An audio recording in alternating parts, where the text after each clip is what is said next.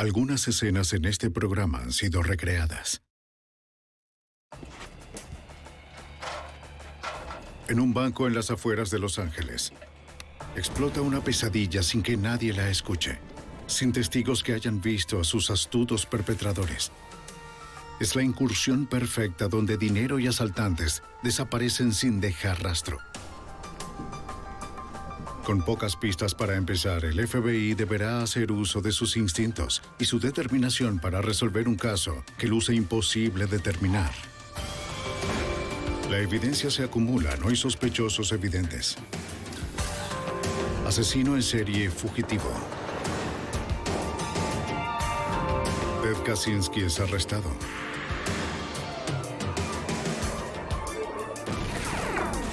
Fugitivo a un prófugo.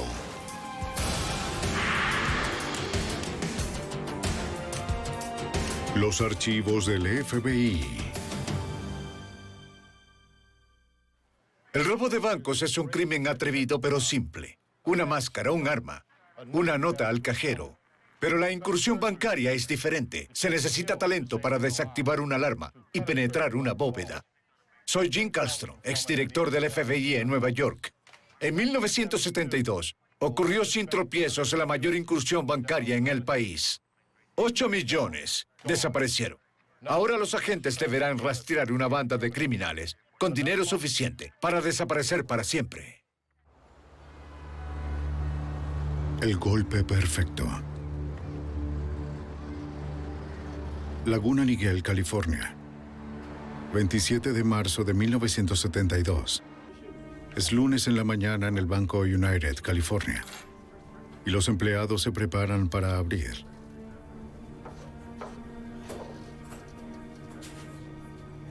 Cuando el gerente trata de abrir la bóveda, la puerta no cede. Llamen a la empresa de seguridad.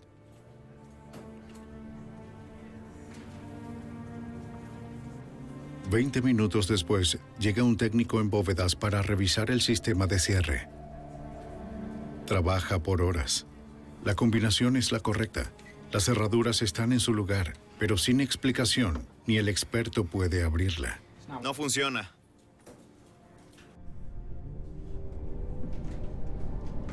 Buscando otra manera de entrar, el técnico se sube a las vigas encima de la bóveda. Se sorprende al encontrar un hueco en el techo. Y más abajo, una segunda cavidad enorme que lleva a la bóveda. Agentes del FBI de la oficina de Santa Ana acuden de inmediato al banco. El primero en revisar la escena del crimen es el agente especial Jim Conway. Al llegar y subirme sobre la bóveda a través del agujero se podía observar muchos escombros de unos 2 metros de altura y esparcidos por el lugar.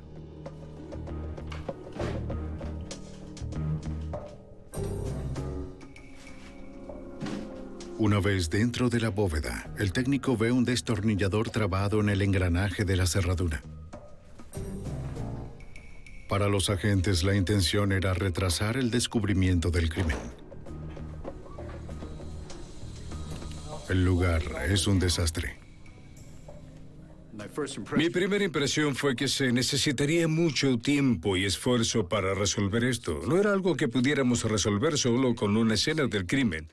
Solo unos pocos podíamos entrar y revisar la extensión de lo ocurrido, pero estábamos caminando sobre relojes, anillos, valores y todo lo demás porque estaba apilado en un desastre de cemento.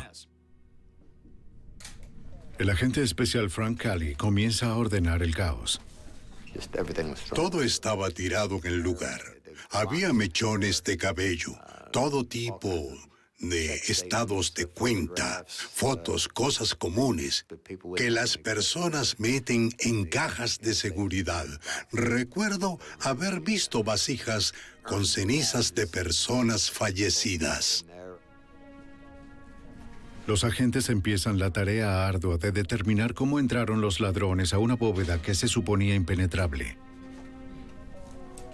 Notaron tierra oscura y pedazos de yute mezclados con los escombros de cemento. En el exterior descubren que la alarma del banco fue desactivada. También encuentran una escalera.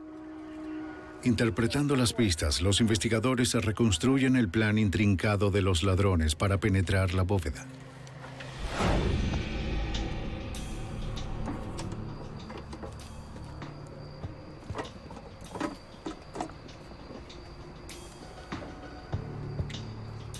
Desactivaron la alarma inyectándole espuma de poliestireno líquida. Esta se endureció fijando la claqueta e inutilizando la alarma. Luego los ladrones se subieron al techo.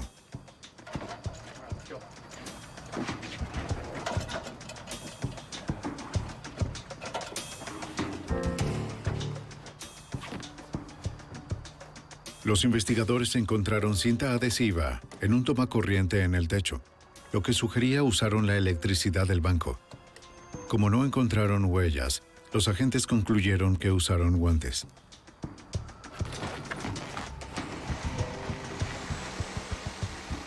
Con una sierra eléctrica, los intrusos abrieron un hueco de más de 1 metro en el techo. Bien, bien. Muy bien, ya entramos.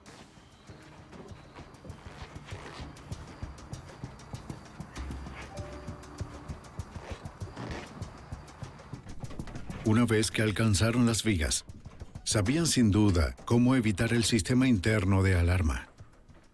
Tomaron un par de los cables, los cortaron y soldaron uno al otro en donde estas alarmas transmiten. Fue un trabajo delicado y muy habilidoso. Ahí supimos que eran listos, que habían hecho su tarea. Incluso con la alarma desactivada, 40 centímetros de concreto reforzado con acero separaban a los ladrones del contenido de la bóveda. La única forma de entrar era una explosión muy poderosa. Los agentes creen que los bandidos perforaron el cemento y luego metieron dinamita y detonadores eléctricos.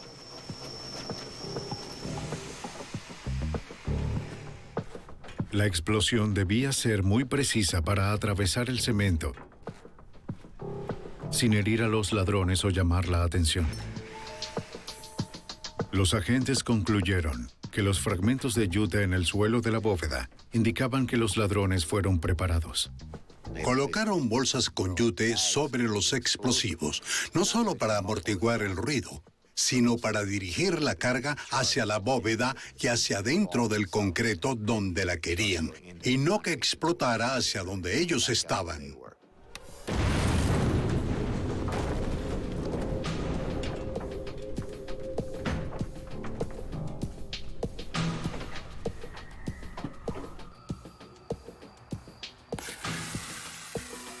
Los investigadores descubrieron marcas de quemaduras en las barras de acero que refuerzan el cemento. Concluyeron que los ladrones sabían que la explosión no rompería el acero y fueron preparados con un soplete de acetileno.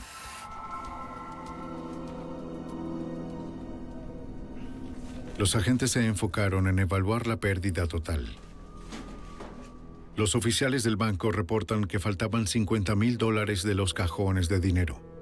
Pero los ladrones no se conformaron con el efectivo y abrieron 458 cajas de seguridad.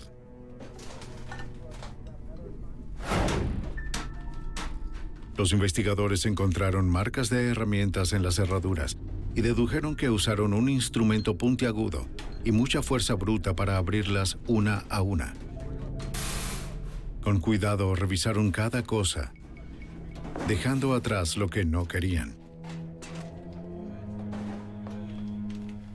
Lo increíble es que los bandidos fueron tan meticulosos que entraron y salieron sin ser vistos ni oídos. En 1972, la mayoría de los bancos cerraban los fines de semana. Los agentes concluyeron que los sospechosos se aprovecharon de eso. Parecía que habían entrado y salido varias veces durante el fin de semana. Era probable que entraran un viernes en la noche y no salieran de allí hasta bien entrada la noche del domingo. Los ladrones no solo habían logrado un crimen largo y complejo, sino que lo hicieron sin dejar una huella dactilar. Aunque los investigadores encontraron un guante marrón de algodón, brocas de taladro, ninguno pudo ser rastreado. Agentes y adjuntos recolectaron los escombros para mayores análisis en el laboratorio. Pero sin evidencia aparente ni testigos, enfrentaban un difícil reto para identificar y ubicar a un grupo de criminales muy hábiles, incluyendo a expertos en electrónica y explosivos. Los investigadores volcaron su atención en determinar todo lo perdido en las cajas de seguridad. Sería muy difícil, ya que los bancos no tienen registro de su contenido. Lo normal en un robo a un banco es el efectivo faltante, es tener que encontrar, por ejemplo, $350,000 en efectivo. Pero en ese punto no sabíamos qué era lo que faltaba, y era una zona muy pudiente, de forma que era evidente la posibilidad de que se hubiese perdido una gran cantidad de dinero y material. Los investigadores empiezan la tarea ardua de clasificar y catalogar cada artículo dejado en la bóveda. Luego, tras entrevistar a cada titular de las cajas, pudieron conocer los detalles de las joyas que faltaban, monedas de oro raras y bonos al portador.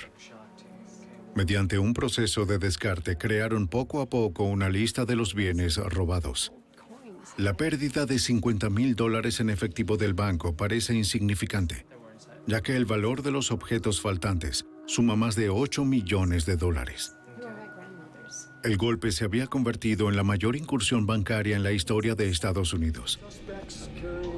Sin evidencias físicas, los investigadores esperaban desarrollar pistas, tratando de pensar como los bandidos. Pensamos que debieron necesitar oxígeno para romper las barras, así que investigamos hospitales, distribuidores de oxígeno y lugares del estilo. A pesar de que revisaron cada distribuidor de oxígeno en la zona, no encontraron nada. También pensamos que usaron algún tipo de taladro y que debía ser uno grande. Así que sondeamos lugares para encontrar cualquiera que hubiese vendido o alquilado un taladro así. Los agentes van a docenas de tiendas de herramientas para revisar registros alrededor de la fecha de la incursión. Pero no encontraron compras sospechosas o alquileres. Era claro que en este caso los criminales habían planeado y llevado a cabo un golpe casi perfecto. Sin testigos ni pistas directas y sin sospechosos, parecía imposible resolver el caso. Pero el FBI estaba resuelto a identificar a los ladrones y encontrarlos. En marzo de 1972, un grupo profesional de ladrones entraron con explosivos en una bóveda bancaria en Laguna Niguel, California, cerca de Los Ángeles. Durante un fin de semana vaciaron cientos de cajas de seguridad y se hicieron con más de $8 millones en efectivo y objetos de valor, y luego desaparecieron sin dejar rastro. Para los agentes se trata de una banda experimentada de criminales. Es un caso muy difícil de resolver para la pequeña oficina del FBI de Santa Ana. Necesitando más recursos, piden ayuda a una oficina mayor, la de Los Ángeles. El agente especial Paul Chamberlain supervisa la investigación. En ese momento concluimos que era el mayor robo de banco en la historia de Estados Unidos. Usamos a casi todos en la oficina y había cientos de agentes. Esa no es una respuesta típica, pero parecía que el crimen era significativo. De inmediato, los agentes de Santa Ana reportaron los detalles a la oficina de Los Ángeles. No teníamos registrado ningún tipo de robo bancario como es en la historia de la división de Los Ángeles. Los asaltos a banco que habían ocurrido involucraban poco esfuerzo, pero esta era una gran operación sistemática que tomó 3 días. Como los ladrones parecían ser profesionales muy hábiles y no habían actuado en Los Ángeles antes, para los agentes era probable que no fuesen de la zona. Así que envían un fax a todas las oficinas del FBI para saber si conocían de otras incursiones similares. Reciben información de la oficina en Cleveland, Ohio, donde estaban investigando robos similares. De hecho, se trataba de 13. La descripción del robo en California de inmediato crea un vínculo entre ellos, incluyendo al agente Buddy Nix. Conocíamos su forma de operar. La alarma externa había sido rociada con poliestireno para evitar que se activara. El hecho de que se habían subido al techo, que el sistema de alarma había sido alterado, indicaban que era probable que el equipo de ladrones de banco de Johnstown estuviera involucrado. Los agentes de Ohio suponen que los 13 asaltos a los bancos del estado fueron cometidos por el grupo de ladrones de Youngstown Erie, un grupo independiente de criminales ligado al crimen organizado. Los agentes de California tenían razón. Estos no eran bandidos aficionados. Para ese entonces, Johnstown era una meca para actividades del crimen organizado. Hombres que controlaban negocios de apuesta ilegal, que estaban muy involucrados en el transporte interestatal de mercancía robada y hurtos de remolques, donde operaban equipos de ladrones y para ese entonces se cometían robos muy sofisticados.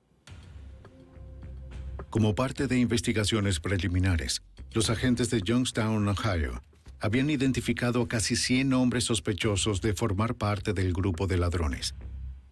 Tenían datos de inteligencia de cada uno. Los agentes enviaron sus nombres y fotografías al FBI de Los Ángeles. Allí los investigadores tratan de reducir la lista. Como los criminales debieron viajar a California, revisan registros de vuelo para la fecha de los robos. Pero sin la ayuda de computadoras modernas, es un largo proceso hecho a mano.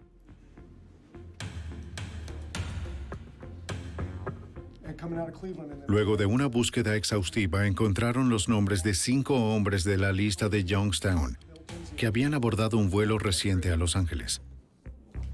Emil Dincio, Harry Barber, Charles Mulligan, Charles Brackles y Philip Christopher habían llegado a California 9 días antes del robo. El sexto hombre, James Dincio, llegó en un vuelo distinto el día anterior al robo. Finalmente, los agentes tenían algunos sospechosos. James Dincio y su hermano Emil Dincio. Los agentes revisaron la información obtenida de 6 miembros del grupo criminal. Todos tenían largos expedientes por robos menores en hogares y negocios. Primer sospechoso que Y habían pagado penas cortas. Emil Dincio parecía ser el cerebro de la banda, el líder. Él planificaba los golpes y escogía el equipo para ejecutarlos. Charles Brackles. Este tipo tiene... Charles Brackles es un experto en explosivos y electrónica. Conoce muy bien de alarmas bancarias. Los agentes creen que Philip Christopher era el que servía de vigilante para la banda. Es conocido por su experticia en robo de... El resto de los miembros eran familiares del líder y era probable que ayudaran con trabajos menores. Está el hermano mayor de Emil, James. Un rostro que solo una madre amaría. Y Charles Mulligan, el cuñado de Emil. Aquí tienes. Te va a encantar este sujeto. También está el sobrino de Emil, Harry Barber. Denle un vistazo a este sujeto. Los hombres eran todos criminales profesionales de larga data y bien conectados con el crimen organizado. El FBI de Youngstown, Ohio, podía vincularlos de forma circunstancial a muchos robos de bancos, pero no tenían evidencias directas que sustentaran los cargos. Un peso pesado, pero no tenemos. La única información que vincula a los sospechosos al crimen es que todos estaban en Los Ángeles para la fecha del robo. Los agentes comenzaron la difícil tarea de rastrear sus movimientos empezando en el aeropuerto. Entonces sondeamos y entrevistamos a cada uno de los taxistas del aeropuerto que trabajó ese día, pero era un esfuerzo masivo. Los agentes pasan días entrevistando a docenas de conductores, pero por fin dio frutos. Un taxista recuerda haber llevado a un grupo de 5 hombres a una casa en la comunidad cercana de Southgate. Recuerda muy bien el viaje.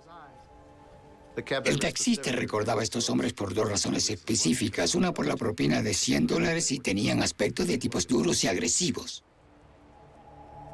Los agentes consiguen la dirección de los registros del taxi y deciden ir. Pero hay un riesgo. Temen que si los sospechosos se percatan de que investigan el robo, pueden desaparecer. Tienen que arriesgarse. Es la única pista que tienen, según el agente especial Gene Conway. Teníamos que interrogar a alguien, debíamos darle inicio a nuestra investigación y nos inquietaba que el resto de ellos se diera cuenta de que estábamos al menos cerca de identificarlos. Los agentes confirman que la casa de Southgate pertenece a la familia Barber. Ronald Barber, hermano del sospechoso Harry Barber, acepta ser entrevistado, pero es evasivo. No teníamos una orden o nada en ese momento, no teníamos nada positivo para vincularlo. Pero mientras más hablaba, más parecía saber y más nos impresionaba que sabía mucho. Ronald Barber afirma que los 6 hombres nunca estuvieron en su casa. Los agentes todavía no tienen evidencia directa, pero creen que la historia de Barber puede ser al menos en parte cierta. Notan que la casa parece muy pequeña para albergar a Ronald y los otros 6 hombres. Los agentes concluyen que algunos deben haberse alojado en otro lugar. Así que se despliegan revisando un hotel tras otro, empezando con el más cercano al banco. Agente especial Frank Cully. Imaginamos que estos eran tipos que gustaban del lujo, sabían que obtendrían un gran botín, así que se alojarían en un lugar agradable. Tocamos la puerta de cada hotel bueno del condado. Es un trabajo tedioso y largo a pie, pero no se dan por vencidos. Señor, soy del FBI. Por intuición, uno de los agentes decide tomar un enfoque diferente.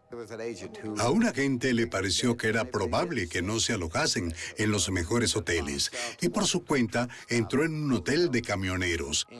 Y para su sorpresa descubrió que Amol Dincio se había alojado allí. ¿Está seguro? Amol Dincio es el líder del grupo de ladrones. Los registros muestran que su cuñado Charles Mulligan también se alojó allí cerca de la fecha del robo. Agentes revisan su tarjeta de registro y encuentran un número de matrícula. Ese es Dincio. Rastrean la matrícula a la dirección de Southgate de Ronald Barber. Ahora los investigadores tienen 7 sospechosos, los 6 de Ohio y el local Ronald Barber. Todavía no tienen nada que vincule de forma directa a los hombres con el crimen. Pero la investigación por fin está avanzando y el FBI se está acercando.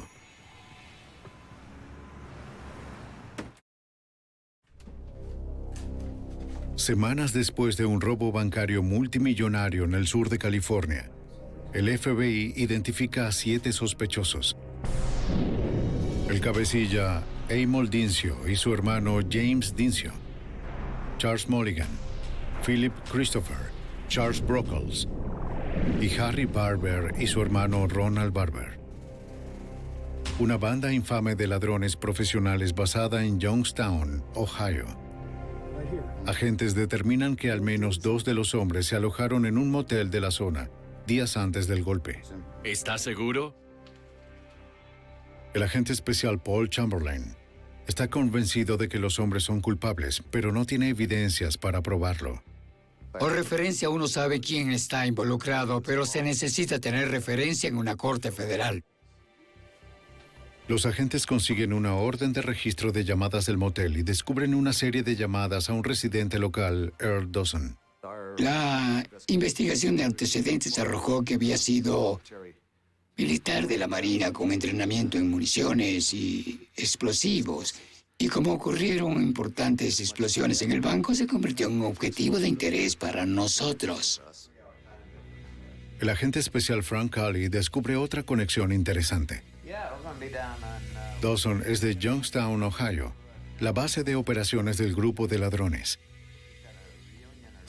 Así que de nuevo tenemos otra señal. Y dijimos, tenemos otro golpe de suerte. Tenemos la conexión entre los chicos de Youngstown, los Dincios, sus compañeros y Dawson.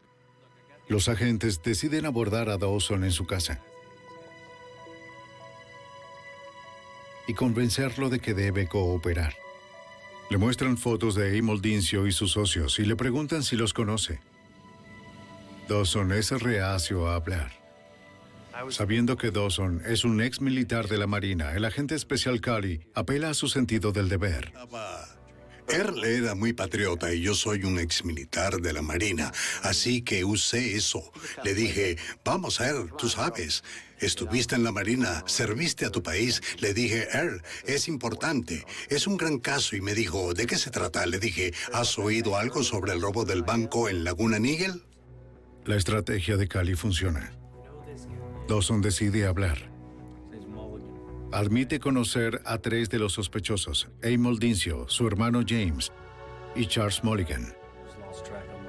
Él y Mulligan son viejos amigos. Habían crecido juntos en Youngstown. Dawson le revela a Cali que el día antes del golpe de Laguna Niguel, Mulligan fue a su casa con otros sospechosos. Mulligan le dio $100 para que dejara su casa por unas horas para una reunión. Dawson se va sin escuchar lo que hablaron. Pero Dawson le dice que tiene algo que a los agentes les puede interesar. Mulligan dejó un auto en su garaje. Todavía sigue allí. Este es gran avance. Es posible que el auto contenga la evidencia que han estado buscando. Pero antes tienen que revisarlo y son interrumpidos. Mientras hablábamos suena el teléfono. Lo contesta y al levantarlo lo apunta y dice el nombre, Mulligan. Cali piensa rápido y le pide permiso a Dawson para escuchar la conversación. Un requisito legal para usar lo que escuche en la corte. Dawson le indica que hay otro teléfono en la habitación. Mulligan comienza a hablar y dice, oye, ¿no te ha visitado el FBI? Dawson le responde, no han venido. Y casi me río cuando estaba escuchando. Estaba haciendo un gran papel, de verdad, y un cambio. Estaba ahora de nuestro lado. Mulligan le explica que sabe que el FBI ha estado haciendo preguntas sobre él y sus compañeros y que están preocupados. Y que va a regresar a la zona de Los Ángeles. Mulligan le dice, quiero ir esta noche a verte. Voy a mover el auto del garaje. El agente Cali ve la oportunidad para atrapar a Mulligan, pero teme que éste pueda estar tramando algo contra Dawson y el FBI. No podía estar seguro. Parecía que podía estar del otro lado de la calle observándonos, con nuestro auto estacionado al frente. Cali instruye a Dawson que prepare una reunión con Mulligan en un lugar público. Dawson le dice a Mulligan que se encuentren en su bar favorito, el Walnut Room. Mulligan acepta. Ahora los agentes pueden inspeccionar el auto que Mulligan dejó en el estacionamiento, pero no le pertenece a Dawson y no puede autorizarlos a revisarlo. A través de las ventanas, pueden ver un par de guantes de algodón marrones, exactos a uno que encontraron en la bóveda. La silla trasera está cubierta de lo que parece polvo de cemento, similar a los escombros encontrados en la escena del crimen. Es la causa probable que necesitan para una orden de cateo para el auto. También logran una orden de arresto para Charles Mulligan y preparan una vigilancia para el Walnut Run. Agentes encubiertos toman posición dentro del bar cerca de Dawson. Nos apostamos en el lugar. 4 de nosotros estábamos adentro esperando y teníamos un par de agentes afuera esperando que llegara. Dawson le presenta al agente Cali a algunos de los asiduos, así como un amigo del cuerpo de Marina. Los agentes debían parecer normales mientras se mantenían atentos. La seguridad de Earl Dawson es su prioridad. No sabíamos qué podía suceder, así que debíamos proteger a Earl. Los agentes crean un método para que Cali y Dawson se comuniquen. Cualquiera de los dos podía hacer señas al otro simplemente para ir al baño donde podían encontrarse. 3 horas más tarde, Mulligan llega por fin. Había tráfico. Parece que está solo y saluda a su viejo amigo, quien trata de que le hable del robo. No quería acercarme mucho. Me encontraba al otro lado del bar. Earl hablaba con él y le preguntaba algo sobre cómo estaba involucrado en esa historia en la laguna Niguel, y Mulligan le dijo, bien, ¿y tú qué crees? Sin poder escuchar toda la conversación, Cali va al baño. Dawson lo sigue. En el baño de caballeros, Cali le pide que lo actualice. Dawson le explica que Mulligan está ansioso por irse y recoger su auto del garaje de Dawson. Cali le pide que salga, pero le indica que no toque el tema del vehículo. Lo que Cali no le dice es que hay agentes en el estacionamiento listos para capturar a Mulligan.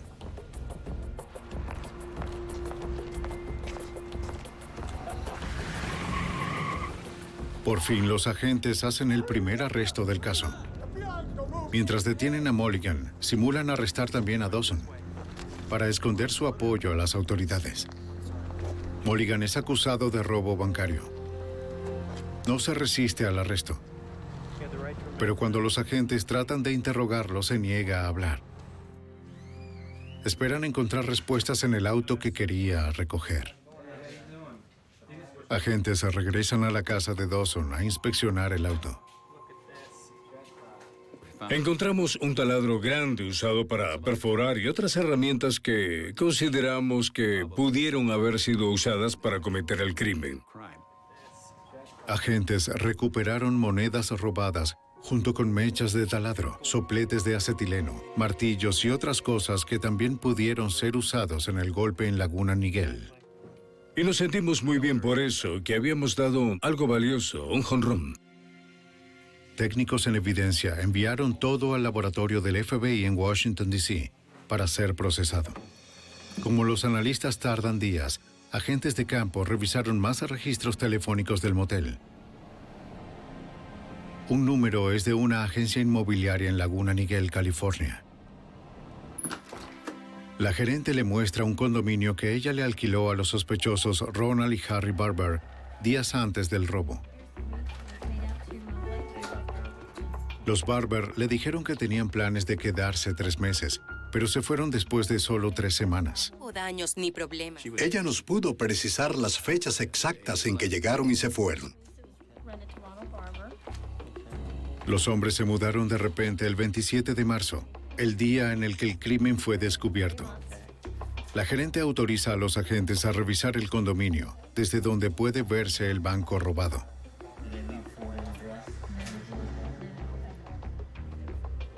Los agentes comienzan a procesar el condominio por evidencia, pero al inicio no encuentran nada.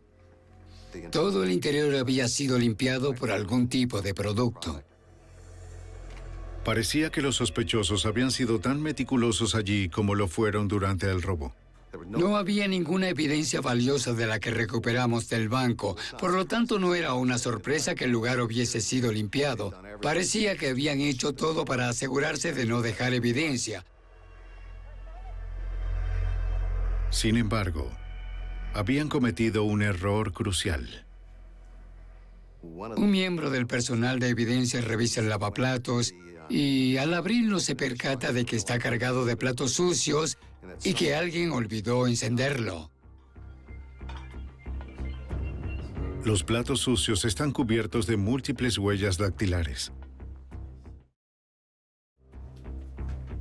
En el laboratorio del FBI logran recobrar las huellas de los platos y de las herramientas recuperadas en el auto de Mulligan. y estas coinciden con 5 de los 7 sospechosos.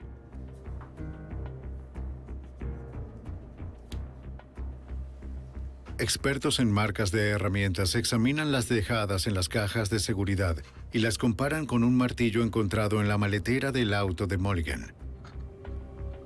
Reportan otra coincidencia. El caso del FBI está ganando impulso con evidencia circunstancial buena y un sospechoso detenido. Ahora los agentes deben encontrar a los otros 6, así como evidencia suficiente para capturarlos de una vez por todas.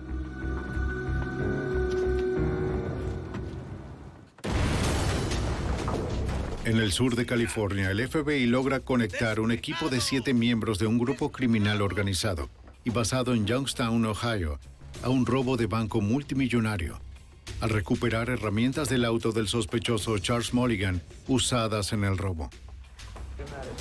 El arresto de Mulligan le da impulso a la investigación, según el agente especial Paul Chamberlain. Sabíamos que al poco tiempo del arresto de Mulligan iban a darse cuenta de que ya sabíamos quién era este grupo, por lo que intensificamos la investigación, hicimos todo lo más rápido que pudimos.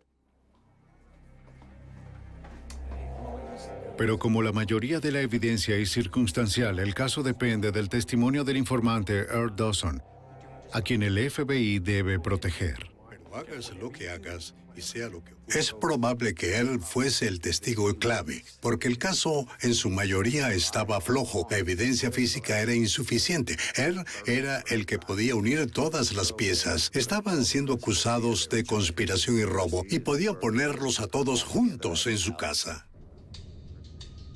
Dawson empieza a recibir llamadas amenazándolo para que no hablara. El interlocutor insiste en una reunión cara a cara para discutir el tema. Pero el FBI se entera que el encuentro tenía un propósito más siniestro. Recibimos datos de un informante que en la calle le habían puesto precio a la cabeza de Earl Dawson, que de un momento a otro iban a intentar asesinarlo. Los agentes le pidieron a Dawson que concertara una reunión en su bar favorito, el Walnut Room, pero no le dijeron sobre el atentado. Los agentes querían enfrentar al hombre para que éste le enviara un mensaje al círculo criminal de Youngstown, que el FBI estaba tras ellos. Confiaban que podían proteger a Dawson mientras permaneciera en un lugar público. Le dije, quédate en el bar. Pase lo que pase, no vayas a ningún lado con esa gente. Nunca dejes este salón. Como la vez anterior, si Dawson o Cully necesitaban comunicarse, se verían en el baño. Los presuntos sicarios llegan. Empezaron a brindarle tragos muy fuertes a Earl. Él era bebedor de cerveza, pero trataban de que tomara bebidas más fuertes. Cuando Dawson comienza a verse inquieto, Cully se dirige al baño.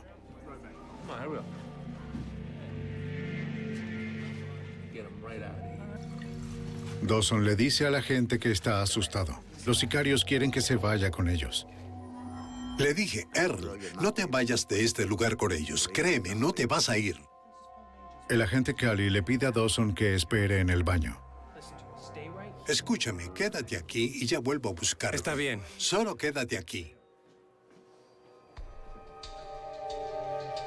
Los agentes deciden abordar a los hombres. Le dicen que saben a qué vinieron. Para los sicarios el mensaje es claro. Aléjense de Dawson.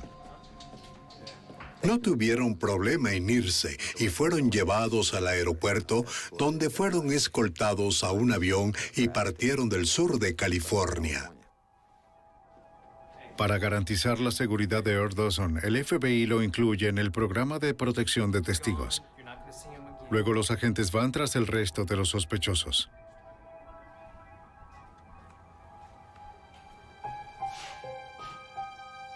Los investigadores consiguen órdenes de cateo para revisar sus direcciones conocidas más recientes. En una de las casas, los agentes consiguen su primer vínculo directo con el robo. Dentro de la cartera de una mujer encuentran un billete de $20 nuevo. Lo comparan con la lista de números de seriales de billetes robados del banco.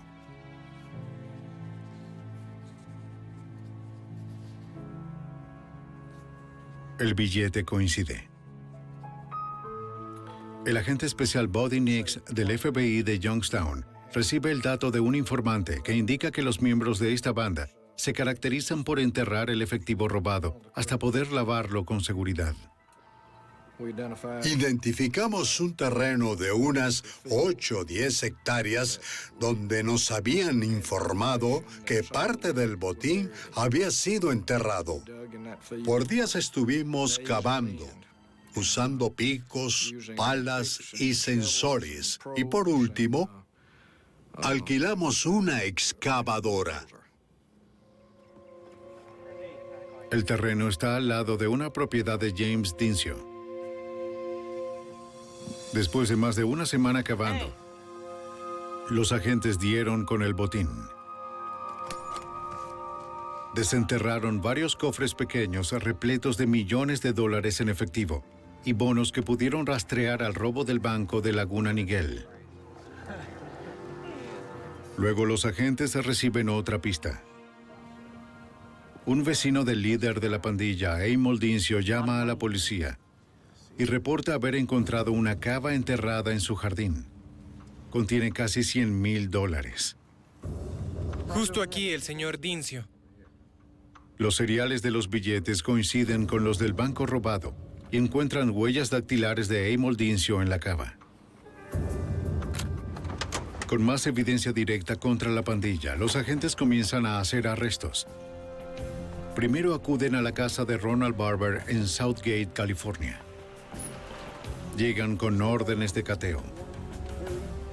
La única persona en la casa es la madre de Ronald. No lo sé, no está... Los hermanos han desaparecido. Ya le he dicho. Todos los 6 sospechosos están prófugos. Tres meses después de un robo bancario multimillonario, el FBI cuenta con evidencia sólida contra 7 miembros de un círculo criminal organizado. Con solo un sospechoso detenido, Charles Mulligan, se disponen a arrestar a los otros. Amol Dincio, James Dincio, Charles Brockles, Philip Christopher, Harry Barber y Ronald Barber. Los agentes acuden al hogar de Amol Dincio cerca de Youngstown, Ohio, y descubren que no ha hecho ningún intento de huir. Debido a su actitud y aire de arrogancia, el señor Dincio de verdad creía que estaba por encima de la ley y era el tipo de persona que creía que podía hacer las cosas a su manera. Cuando los agentes arrestan a Dincio, cargaba $537 en efectivo robados del banco de Laguna Niguel. Les sorprende que los otros miembros de la pandilla también son fáciles de encontrar. En solo unos días, las autoridades arrestan a James, hermano de Amol, en el aeropuerto de Ohio. Su equipaje de mano estaba repleto de más dinero del robo. Agentes hacen su cuarto arresto con Phil Christopher. En su apartamento descubren más de $32,000 en efectivo robado escondido en su closet. Con arrogancia, los 3 hombres insisten en su inocencia y se rehúsan a cooperar. 2 meses después, agentes capturan al experto en alarmas Charles Brockles y logran un avance. Deciden enfrentarlo con la evidencia y le explican que lo pueden encerrar por décadas. Le ofrecen un trato. A cambio de toda su cooperación esbozando al grupo de ladrones y sus crímenes, los fiscales retirarán todos los cargos contra Brockles y lo colocarían en programa de protección de testigos. Y acepta la oferta. Las autoridades han capturado a 5 de los 7 sospechosos, todos menos a los hermanos Barber. Son extraditados a California e imputados con los cargos de conspiración, robo y hurto mayor a un banco asegurado federalmente. Mientras que en la cárcel, Amol Dincio alardea con otro recluso sobre el robo y le pide ayuda para derrotar los cargos. Dincio le confió una gran cantidad de detalles que no le convenía compartir. Hizo que este otro recluso lo ayudara a comprar una coartada para la fecha del robo al banco. Pero Dincio escogió al cómplice equivocado.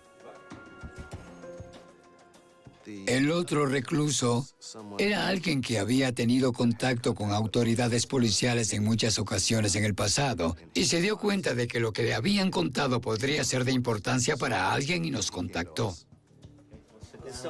¿Y este compañero de celda? Con la esperanza de reducir la sentencia por su propio caso de robo, el recluso les cuenta a los agentes sobre la confesión de Dincio y el plan de comprar una coartada. La coartada era que el señor Dincio estaba en la habitación de un motel en Las Vegas con una prostituta e incluiría evidencia física mostrando que estuvo allí. El FBI le prepara una trampa. Le dan al recluso un contacto para Dincio. Se trata de un agente encubierto que le dará a Dincio lo necesario para su coartada. Dincio pica el anzuelo. En la sala de visita de la cárcel, se reúne con el agente encubierto que juega el papel de un amañador, un criminal experto en resolver problemas. Dincio recibe lo que solicitó, una ficha de registro del motel donde se alojó y le coloca su huella dactilar, una lista de espectáculos y el nombre de una prostituta con la que estuvo, y eso se convirtió en parte de su defensa posterior.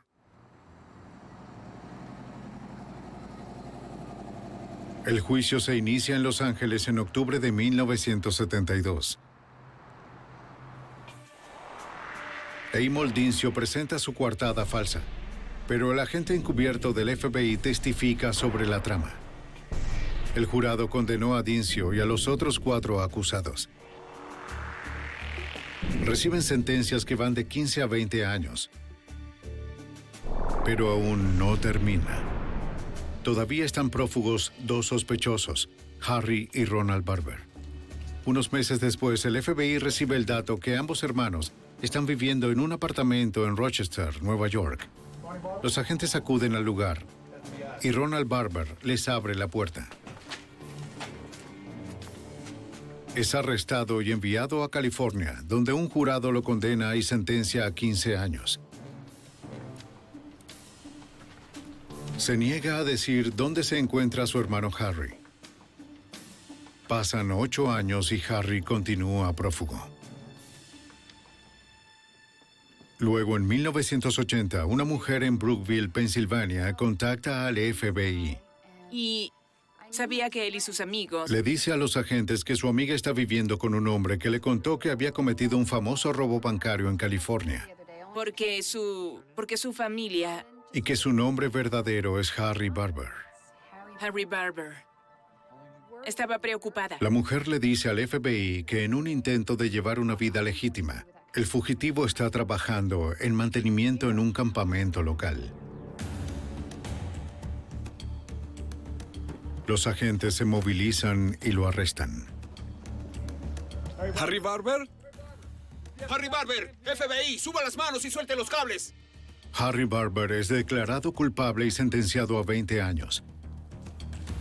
Finalmente, los agentes pueden cerrar el caso del robo bancario más largo en la historia de Estados Unidos.